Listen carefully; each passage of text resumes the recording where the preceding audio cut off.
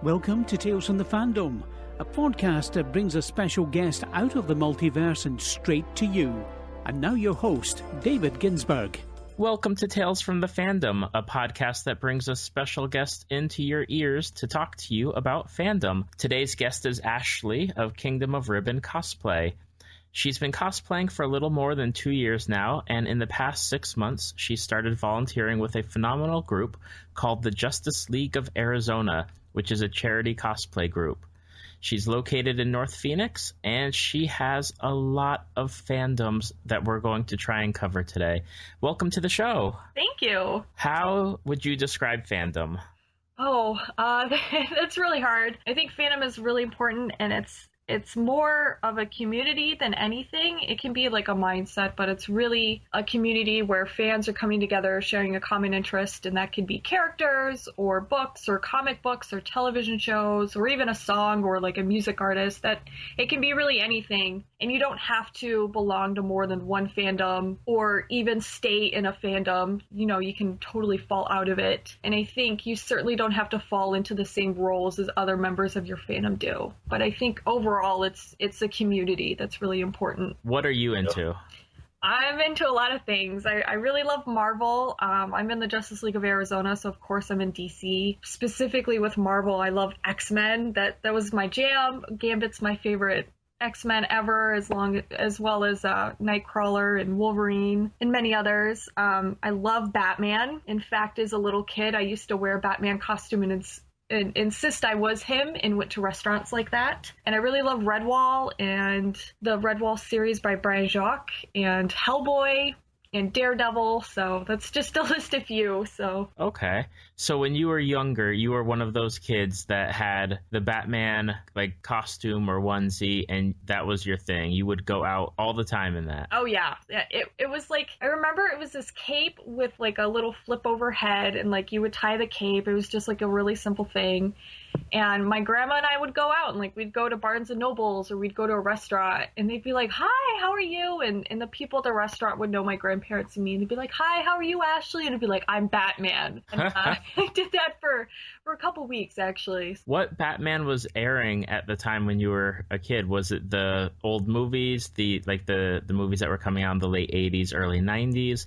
Was it the animated series that was on? It was the animated series that really got me, by Bruce Timm and Paul Dini. And oh my god, I mean, I remembered loving it. It was, even as a little kid, like it was very dark and it was very adult, and like the style was very different from what I was used to. For example, like Powerpuff Girls, you know. But it was also something that, like, as a kid I could connect to. And I remember when Mask of the Phantasm came out, that movie blew my mind. And of course, like, I had seen the Batman movies. Like, I was born in 92, so a lot of the Tim Burton Batman movies had, like, I believe one or two of them had already come out. And then there was Batman and Robin, of course, Batman Forever. So I've seen all of the Batman movies, but my focus was Batman the Animated Series. Which is a great animated series. It's probably still considered the best Batman show. I would say, I would challenge anyone to say that it's not the best Batman show that's been on TV. Yeah, I mean, I think it's phenomenal. It's just they have all these characters, and I mean, before Batman the Animated Series, and of course we had the Tim Burton films, and we had Michael Keaton, and then later on Val Kilmer, and all of that. But before that, the only Batman people had really been exposed to in the mainstream was Batman 66, which is great in its own way. Like, it was meant to be campy, and it was meant to be ridiculous and over the top. But if you look at Batman 66 versus Batman in the animated series, like, they're completely different. And I thought it was really great, for example, with Mr. Freeze. That whole story that a lot of people are familiar with now was from Batman in the animated series. Right. It made him a more human and complex character than just, I freeze things with my freeze gun and I'm obsessed with ice. And I thought that was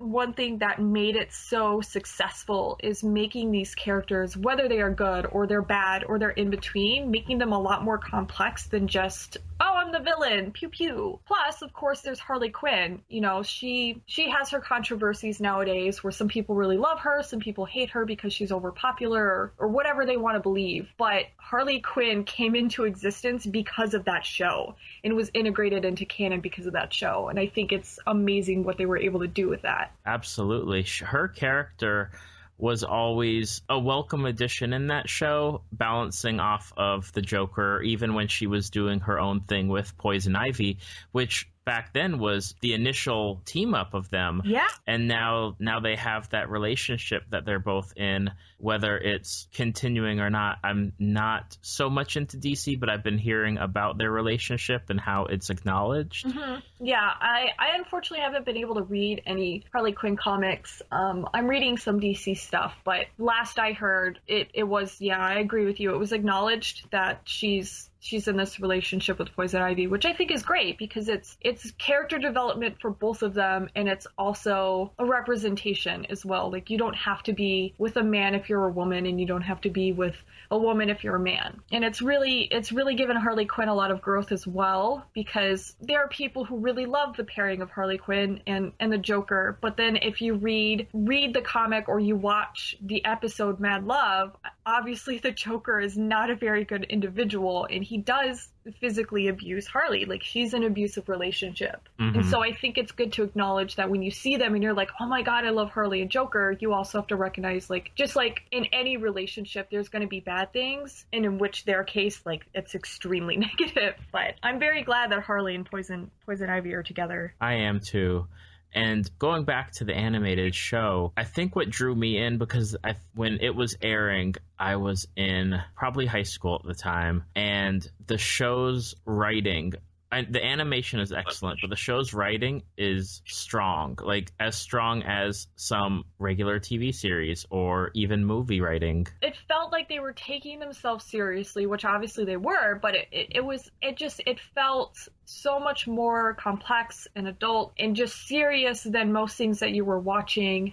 And there were times where, like, you'll watch an episode and it's part one, and I loved that they were able to do it where, like, some of them were almost like mini movies with themselves. Like, I'm very sad that it wasn't a continuing series. I think what makes me sad is that I can't find it anywhere, as far as it's not on Netflix. I found it on Amazon Prime, actually. Oh, it's on Amazon Prime. I don't think all of it is. And strangely enough, last time I was looking, if you do like a quick Google of their episode list per season, mm-hmm. For some reason, Amazon Prime has it like all funky and out of order. And if you're a stickler for in order like I am, it's going to bother you. But I was still like, oh my gosh, it's on Amazon Prime. So it's been a long time since I've seen it, but it's still got that emotional connection when I think back about Batman, because I'm not so much into DC. I've always been a Marvel, I don't want to say fanboy, but I've always sided more with the Marvel comics. I think I have to agree, you know, and I may get some flack for that just because I'm in a DC superheroes group, but I don't know what it was. Like, I loved Batman growing up, and I mean, I watched the Justice League and Justice League Unlimited, which were amazing, but overall, I don't know what it was. DC never really caught me, whereas Marvel was like, oh my God. So, I mean, to me, my Batman will always be Kevin, the gentleman who voices Batman in the animated series. He will always be my Batman. I loved Michael Keaton as Batman, but Kevin, I believe his last name is Conroy. He's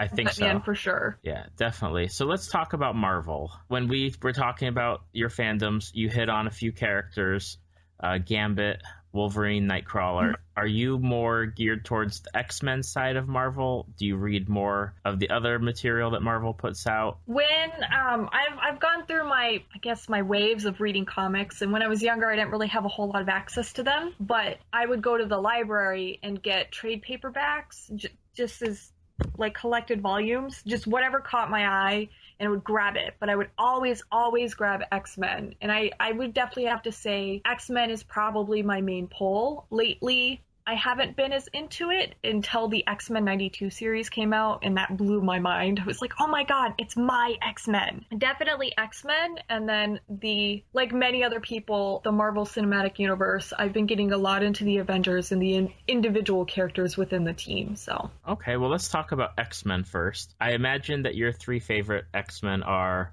Wolverine, Gambit, and Nightcrawler. Yeah. If you're going with guys, definitely those 3. So, what draws you to those characters?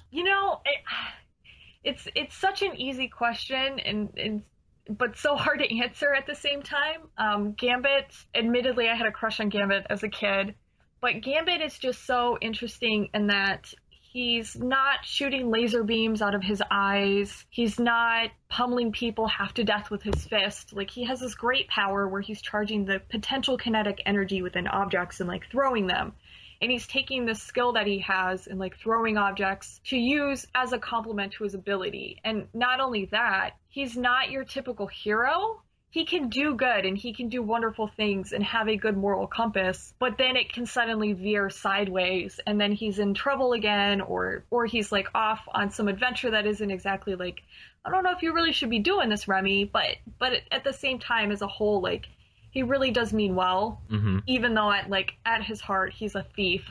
Nightcrawler, his story has just always fascinated me. It's sad, it's tragic, but like, he's such a vibrant, hopeful individual being, and it's so hard to explain, and his ability is amazing, and he looks fantastic. And I remember there was a characterization of him for a really long time in the comics where, like, he loved pirates and he would have adventures in the danger room, and yet he was, like, still devoutly religious, but he didn't let it control his life, and I really loved that. And Wolverine's just a classic. Like, I used to run around with butter knives between my hands and drive my mom nuts pretending to be Wolverine. And I even have replica Wolverine claws right now that I bought, my dad saw in the mail, and he was like, oh my god, what are you buying weapons for? I'm like, Dad, they're claws. And poor Wolverine has just suffered so much, and yet he just keeps going. He's just unstoppable, and he's gruff, and he's grumpy, and he's terrible, but he's got this soft spot for kids, and he takes care of Kitty Pryde, for example, and he loves Jean, and he takes care of Rogue, and I think just his age adds complexity to him, and a lot of people just look at Wolverine and go, he's the grumpy guy who just beats the crap out of everybody and slashes things, but there's much more to him than that. Absolutely. And he's always had that character relationship with those younger characters like Jubilee, Rogue, Kitty Pryde, where he's always been that father figure training them. Yeah, and I was reading, I unfortunately didn't get to finish it, but a friend lent me X-Men and the Wolverine and the X-Men, the cartoon. It was a cartoon, and then there was also the comics, and that character trait of his really shone through, of like, he's running this school alongside Kitty Pryde, and like, Kitty Pryde's grown up now, but like, there's these other kids that he claims not to be a kid person, but he cares so much about these kids. He's putting everything on the line for them. And I think it's just amazing that, like, he's in denial of this character trait, but I'm like, Wolverine, you know, really, you've got a soft spot for kids. You just got to admit it one day. One of my favorite characters I share with you is Nightcrawler. When I was growing up, one of the comics I used to read all the time was Excalibur, which is Captain Britain, Megan, Kitty Pryde, Nightcrawler, and I believe there was one other person. I can't remember their name. Was Magic with them? I think she came later. Okay. But I know is always Nightcrawler was one of the main focuses of that team, and I loved his relationship with Kitty. I loved the whole adventures that they would go on in England and around, and going to, I believe, Avalon at some times. But my other favorite character from the X-Men is Kitty Pryde. I've always loved her. I've loved her growth. I love how when they reboot the comics or restart the X-Men fresh, that they kind of age her a little bit. Yeah, which I like, and she's really underappreciated. I know that there was a run, I don't remember if it was one of those The End comic series where they were showing like how each series would end, and Kitty Pryde had become either mayor of Chicago or the president of the United States. I can't remember which one it was, but I was just happy that she had become something even greater than just being an X-Men. Yeah, and I think that's really great when they do that with especially with Kitty Pryde or with any character, where it's like being an X-Men is so important and it's pivotal to a lot of these characters' lives. Some of them have literally grown up being an X-Man all their life, but to see them move on to something different and something outside of simply being a mutant doesn't necessarily take away from them being a mutant or an X-Men. It builds on their character and shows what they can achieve outside of just this group of superheroes. And I think it's fantastic. Do you have an underrated X-Men? Do you have somebody where you see them and you like them and you wish that they got more love? Oh, I think Kitty Pryde is one of them. I think off the top of my head, maybe Jubilee, for example. Bless him. Like, I love my fiance, but, you know, he really is not a fan of Jubilee. And he's like, she just shoots lights. And I'm like, you don't understand. She shoots fireworks out of her hands. It's just, she's young and she's interested in all of these things that are relevant to her age, like in the X-Men 92 cartoon. Like, she was totally into going to the mall and, like, bubblegum and all of these stereotype things, but like she's still powerful in her own right, even if people are like, she just shoots lights out of her hands. I'm like, no, she shoots fireworks and that can blind you, and she's powerful, and just because she's young doesn't mean she's insignificant. And I think she's really underestimated for sure. And recently, or not recently, but she has, unfortunately, she was one of the mutants that got depowered. Yeah. During that storyline, and then she continued to do stuff to grow as a character. Like, she joined the New Warriors when they were doing tech-based powers, and that was just interesting to watch her grow there. And then I believe she even got back into the X-Men when they had an all-female X-Men lineup at one point. Oh, I gotta look into that. I believe the team was Storm and Kitty Pryde, Jubilee, and there was at least one or two others in that group when it initially launched, and then as time went on, the group changed. Storm, oh my god, Storm is just wonderful too. She's fantastic. But I feel like enough people definitely appreciate her. I think Beast is underappreciated, and I'm really glad that he's been showcased as a character in the recent X-Men movies, X-Men First Class and Days of Future Past, and now Apocalypse, which I'm seeing today for the first time. I have not yet seen it. I'm excited to see it. But I think Beast is underappreciated. And I had another one, but now I can't. Oh gosh, they slipped my mind. Shoot. Well, there are a lot of X-Men. There are so many. But I think a lot of it is just, unfortunately, some of them get kind of shoved to the side because they don't look cool enough, or their powers aren't cool enough or strong enough. And I think there's more to being a mutant than just what you can do. You know, like I would argue someone who is able to pause time could be a lot cooler than someone who can just beat you to death with their fists. I think Quicksilver is definitely underappreciated as well. I really started enjoying his abilities and like his character in All New X Factor, where it had him teamed up with his sister Polaris. There was Gambit. Oh goodness, what's his name? They had Danger, and then Warlock, and then what's Warlock? Yep. I cannot remember his name. He's blonde and he has like cyberkinetic powers, and I cannot remember his code name. I'm pretty sure his first name's Cody, but I thought that team was really great, and I thought Quicksilver, like I kind of just wrote Quicksilver off and kind of didn't care about him. I was like, whatever, he can run fast, who cares? But that whole series made me appreciate him, and I liked the character development that they had for him as well, because his daughter Luna is in it, and it's after his divorce from Crystal, and she's upset with him for what he did, obviously, because he basically mutated his kid by putting her in the, I can't remember what it's called, but like he basically forcibly mutated her, and I'm like, oh my god, what are you doing? But I think he's great as well. What do you think about the X-Men movies? And since you haven't seen Apocalypse, and neither have I, we can't really talk about that. But the relaunch of First Class and Days of Future Past. I really enjoyed them a lot. I grew up religiously watching the X-Men movies before that. I loved X-Men 1 and X-Men 2.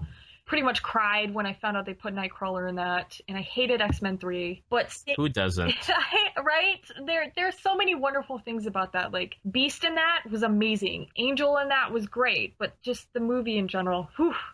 I can't even get into that. But X-Men Days of Future Past and X-Men First Class, I really loved them, and I liked that they did an origin story in the sense of a true origin story of the very, very beginning, and how they've gone up to that point with X-Men Days of X-Men Apocalypse, that now that they're in the 80s and like they actually have the school running, and you get to see closer to the core original team. I think it's really interesting how they had Mystique and Charles grow up knowing each other. At first, I wasn't too sure what I thought about that, but I think it makes for a really interesting relationship between them and interesting characterization for both of them as well, with Mystique struggling of, do I stay with my friend or do I go and I follow what I feel, and how she goes off with Magneto. And I thought that was really interesting, and they could have really, really messed it up and made it like a weird love story or anything like that, and they didn't. Like they did it really, really well. I love the characters they include. I think Magneto is played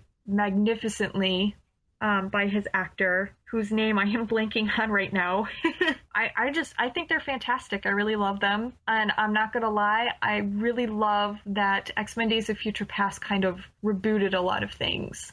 Yes, I think that's what a lot of people loved. Yeah, let me just say, X-Men Days of Future Past, at the end, when Logan is walking through the mansion and pretty much going, what the hell? And Jean was there, my poor fiance, I was like clinging to him and crying. Because I'm a very emotional person, but I was like, you don't understand, Chad. She's back. It's all the way it was meant to be. X-Men 3 technically never happened now, and everything's gonna be okay. And it was just such, I still can't put into words how much of an effect it had on me for it to be reset like that, and to see that all of the things that they drove for in that movie finally did pay off. And I'm very excited about Apocalypse. I was the one obnoxious person at the end of the movie watching the credits, and everybody didn't seem to really get like that it was Apocalypse. And of course I stood up and I was like, oh my god, it's Apocalypse! And I'm really excited for that storyline. Well, I'm glad that you get to see it today. Yeah, thank you. We got the X-Men covered, Marvel Cinematic Universe. We got to touch on it. Oh, yeah. You said you love the Avengers. Do you love how they brought the team together through the separate movies? Do you like jumping off just with the Avengers movie?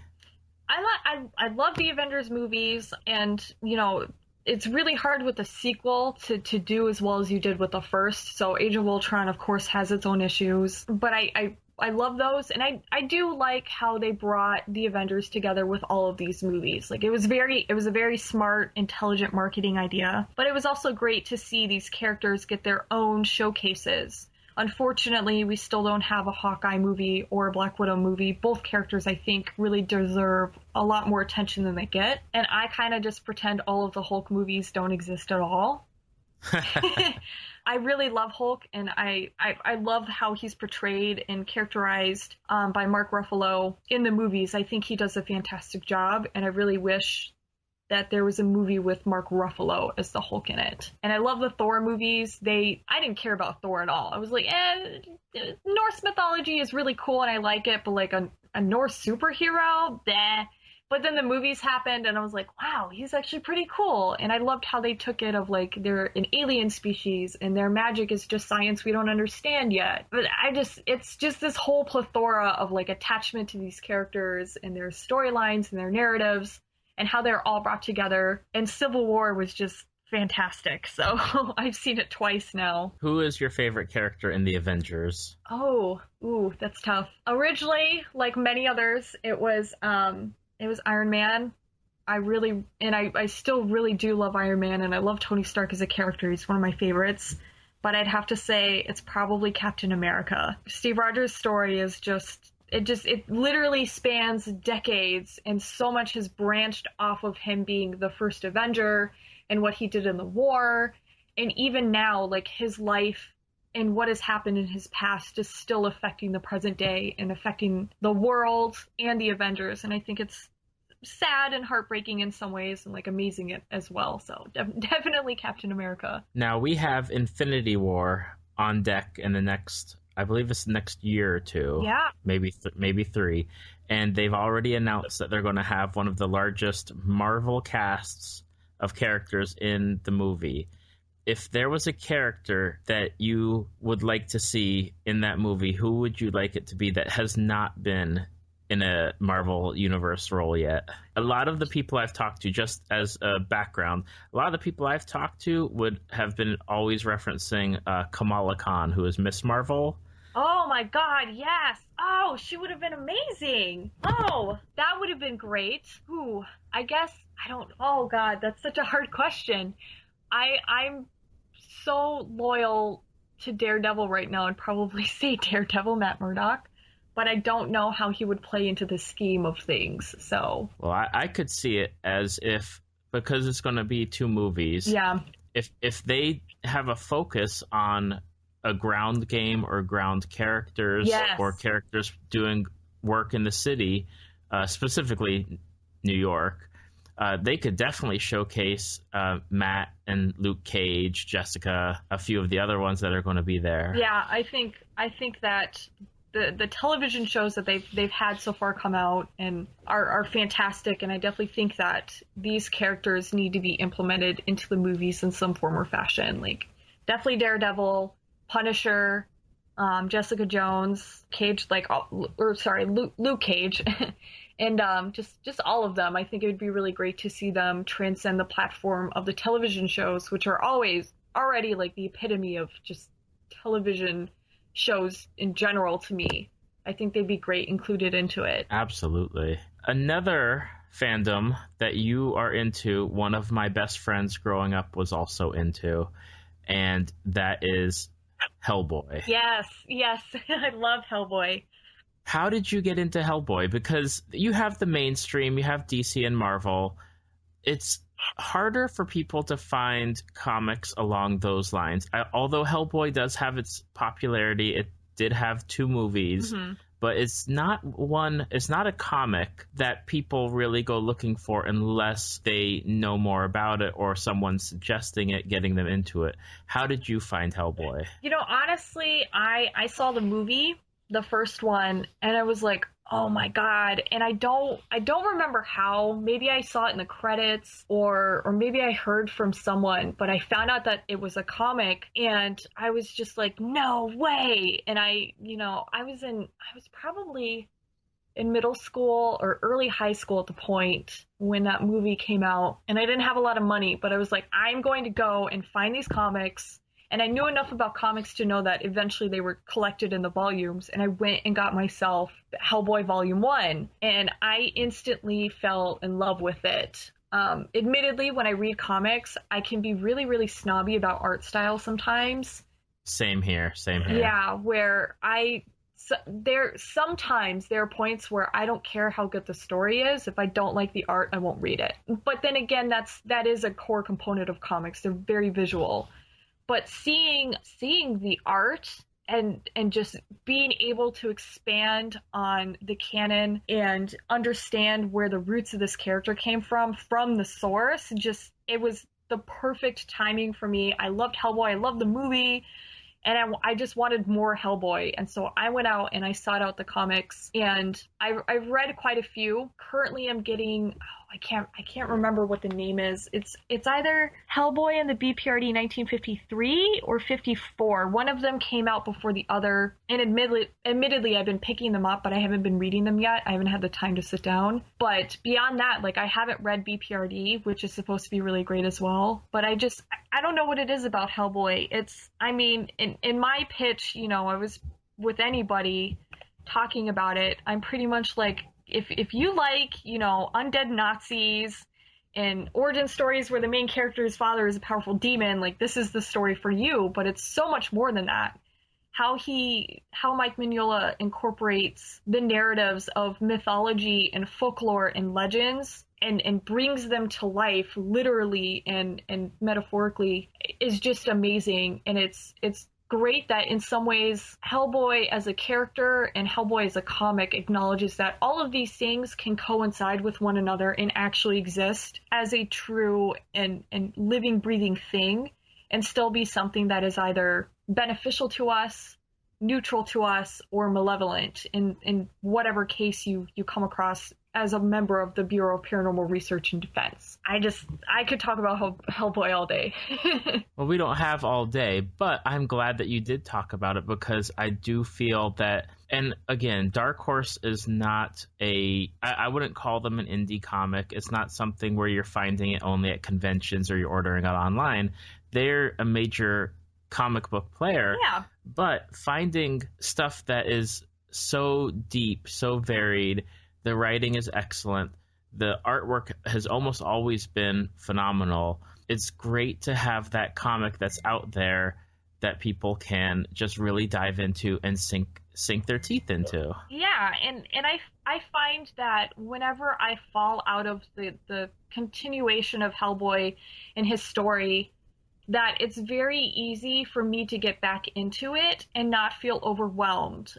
Admittedly, with X-Men, I love X-Men so much, but after a while, after like the early 2000s, and I was falling out of not going to the library and getting all these paperbacks that I could find, I was honestly really intimidated by X-Men, for example, of like how many new X-Men had been integrated and how much had changed with the characters that I was so familiar with, and who they were with and where they were in their lives, and all of these, like the new teams, and like Quentin Quire and all of his teammates. They're fantastic and they're amazing, but I was so intimidated at getting into that. Whereas with Hellboy, I feel comfortable jumping back in, and I'm like, I got this. I can figure out what's going on. Right. They're not publishing 5 or 6 different comics at a time with multiple crossovers and multiple like story arcs and events and changes and everything like that.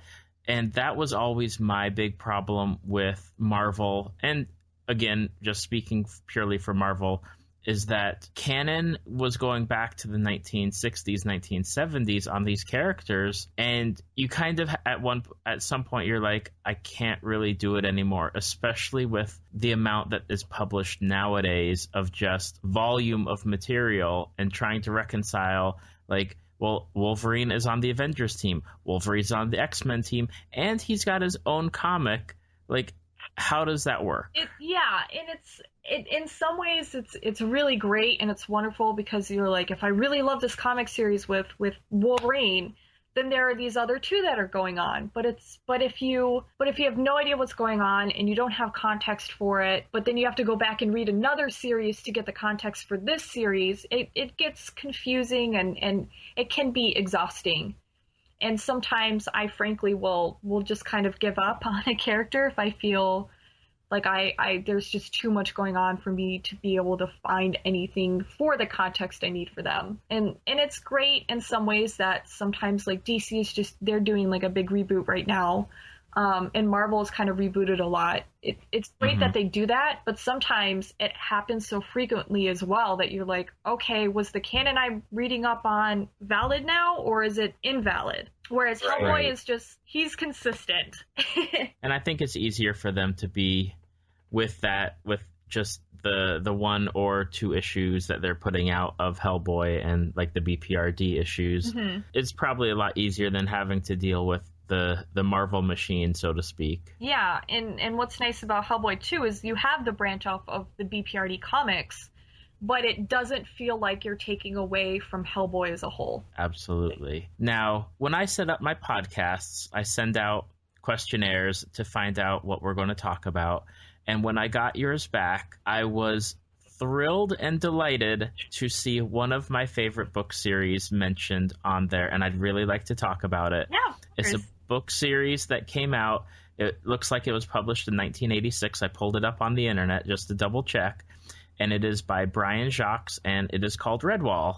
Yeah, I love Redwall, and you are one of 3 individuals in total that I've ever met who know what Redwall is. And that just blows my mind. My grandma would send me books all the time, and she knows I'm like a really avid reader, and I love fantasy books. And so she sent me 4 books, 3 or 4 books, Redwall, The Pearls of Lutra, The Outcasts of Redwall, and she actually sent me, the other one was the Bellmaker, I believe, or something along those lines, and I still have them. I'm very careful with my books. I don't like dog-earing them. I use bookmarks and stuff, but I've read these books so many times that the covers are falling off.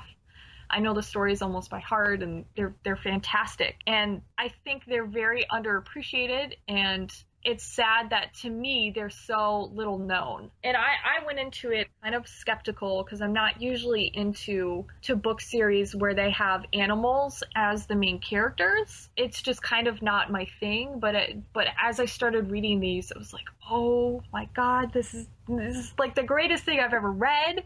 And the complexity of it, you can sit there and read it as a kid, and it's like this great adventure, and there's all of these characters and all these all these intertwining storylines that seem separate but then blend in together. And then you can read it as an adult and you can see so much more complexity than you saw as a child. And it's still wonderful and great. And these characters feel like family to you. Redwall feels like home. Now, what is Redwall for those who are listening and have no idea what we're talking about? Just give us a very brief, if you can, summation of, at least for the initial Redwall book or the Redwall series itself. The Redwall series basically revolves around this area named Mosswood, and Redwall itself is an abbey that's located in Mosswood, and it's run by mice and other animals such as like hedgehogs and voles and otters and squirrels, etc. And the events surrounding it, there's a lot of lore that goes, like, when Redwall was first founded, it was founded in coalition with Martin the Warrior, who was this mouse, and like he's this mighty warrior that fought off attackers who wanted to take the abbey. And just the series itself is something that continues on from that. Not everything exactly revolves around Redwall, the abbey itself. Sometimes you go across the ocean to other places, but it's mostly about Mosswood and the surrounding area and the abbey itself. And it's very steeped in like a medieval setting. Yes. With sword fighting and archery, and you have these brave little mice or rats or badgers, and just the characters are what drew me in, but the depth of the setting. Yes. was something that you just dive into. And it's something that, if I'm thinking of a book series now that is similar to Redwall, I would almost put it as Game of Thrones, as far as you're getting these characters in a medieval setting. The only difference is that they're not fighting over an Iron Throne and that they're animals. Yeah, and there's definitely significantly less sex and violence. There's no cursing, and that's what I liked about it too, is that it can be really violent. Like, there are battles, and Jacques doesn't shy away from the violence of battle, but he's also not telling you about brains spilling out or anything like that. Right. And so in some ways it's very PG. And yeah, I would say it could be described as a Game of Thrones almost. I mean, the lore and the legend within that Brian Jacques has created within the story, that is blended throughout and threaded throughout all of the books, is so complex, and it's beautiful. It's like this beautiful tapestry of words that he's created. And what I love most about it is that you can jump in to any part of the series and you can read a book and you can read about things referenced, but you don't necessarily need to know about those to fully understand everything. And I'm looking at it right now on the internet because I want to just give people that are listening the chance to know that it was originally published in 1986, for those of you who are interested. And it finished in 2011. There's 22 novels. So if you want to find a book series that is complete, ready to go, that will draw you in, Redwall by Brian Jacques is definitely something that you need to look into. It's I can't recommend it any higher. And the last thing, that, because we're close on time, but we have enough and I really want to touch on it, is that you are, and how I found you was on Instagram, you are a cosplayer. I am, yes. I'm Kingdom of Ribbon Cosplay. How did you get into cosplay? I got into cosplay, it was kind of one of those things I came across on the internet, just looking at things, and it was one of, you saw cosplayers on like DeviantArt, for example, and was like, oh my God, that's amazing. And initially it was kind of like, I'll never be able to do that. I mean, just looking at the sheer intricacy of these costumes. But I always loved dressing up as a kid, and it kind of went on into my adult life. And one day I just kind of said, you know what? Why not? Let's do it. And my friend invited me to Sabaton about 2 years ago, my best friend Amber Sky's cosplay. And I did a closet cosplay, which is you basically take clothes from your closet literally and try and create a costume. And I did Winry from Full Metal Alchemist. I did my own hair. I didn't wear a wig. My bandana was literally a shirt. You know, I had a sports bra and some pants and some very lazy sandals and a tiny, tiny wrench. But it was really fun, and I got into it from there. And a lot of cosplay is just really believing, like, you can do it. You don't have to make your own costume. You know, some people may give you crap for that, but that's on them. It's not on you. Like, the whole part of cosplaying is having fun and being positive and creative in whatever way is creative to you. I've cosplayed Misty from Pokemon. I'm most known as Raven from Teen Titans. I did a Slave Leia, Hut Slayer Leia from Star Wars crossover with Elsa from Frozen, and so I did Slelsa. I've done Kiki from Kiki's Delivery Service, which admittedly that is one of my cosplays where, with the exception of my shoes, I bought everything. Whereas with Raven, I made my cape, I made my gloves and my gems and attached it to my belt and painted my belts. And like, I'm not a cobbler, so obviously I didn't make my shoes, but I painted my shoes. So it's like, it's a different level of involvement. How do you choose the characters that you cosplay? Do you go for the characters that you know and love, or do you pick from people who you'd like to do their character design or their outfit? It's a little bit of both, but I lean more towards I like their character and their design, it's more towards I like the character. And a lot of the time it's I like their character and design as well. Like Raven just looks awesome. I love Raven, and I base my design on her mostly from her Teen Titans animated series design. And a lot of it is just characters that I love. I love getting into character. Sometimes it's a little weird if I'm around adults and they're like, oh my god, you look really cool, and they're talking to me as me and not as Raven. But seeing the little kids or like people who don't mind me being in character, it's really fun. I love being in character for Raven, and I love getting into how they are personally, and their body language and their diction and how they speak and how they hold themselves and how they look. It's really, really fun designing them too and bringing them to life. What's the cosplay that you would say you get the most recognition from? I would probably say, in my opinion, it's Raven, but recently I just did at Phoenix Comic-Con, I did the Hut Slayer Leia, aka Princess Leia in her slave outfit, crossed over with Elsa from Frozen. And when I started posting progress pictures of that and actual photos of the costume and stuff, my follower count tripled in like 3 days. It was kind of crazy. I don't necessarily know if that's what I'm recognized most for. I would say for Raven probably, but I think people have seen Elsa the most. But I have quite a few cosplay friends who, when I see them at conventions, they knew me as Raven, and they were like, oh my gosh, it's so nice to see you. So I think Raven for sure. Okay. I've noticed that the Slave Leia crossover with Disney princesses has become something of a recent trend in the cosplay world. Yes. I don't know if it's because it's summertime and it's not a hot costume. You're not going to be really needing like an air-conditioned room or whatnot to keep yourself it's cool. It's definitely significantly cooler. But I have seen that with, I think I've seen one where they had one of every princess as in that costume. There is actually a cosplayer that I greatly, greatly admire. She's stunning in and out of cosplay, and she seems just like a beautiful soul in general. And she was actually at Phoenix Comic-Con with her friends, and her name is Ashlee and I Cosplay.